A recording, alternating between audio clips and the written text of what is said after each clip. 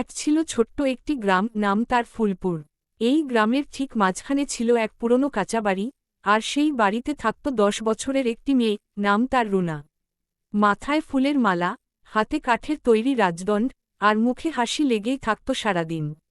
গ্রামের সবাই তাকে মজা করে বলত, গ্রামের রাজকন্যা। রুনা সত্যিই ছিল সবার প্রিয়।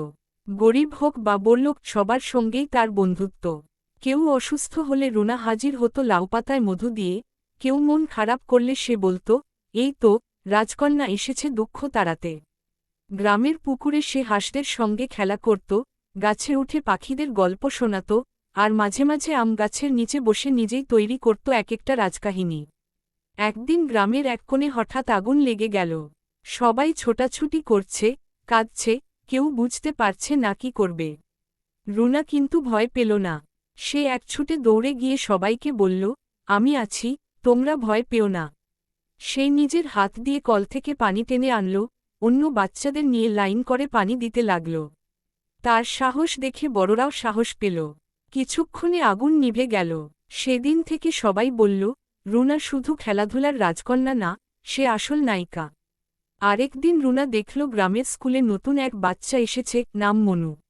মনু শহর থেকে এসেছে, আর সে সবার থেকে আলাদা পোশাক পরে, বাংলা ভালো বলতে পারে না। বাচ্চারা তাকে নিয়ে হাসাহাসি করছিল।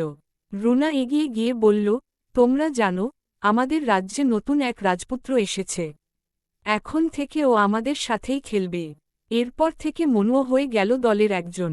রুনা শুধু রাজকন্যার মতো আচরণ করত না, সে শিখিয়ে দিত কিভাবে একে অপরকে সাহায্য করতে হয়, ভালোবাসতে হয়, এবং প্রকৃতির সঙ্গে বন্ধুত্ব করতে হয়। সে গাছ লাগাত, পশু পাখিকে খাবার দিত, আর বলত, রাজকন্যা মানে শুধু মুকুট নয়, দায়িত্ব। একদিন স্কুলে ছবি আঁকার প্রতিযোগিতা হল।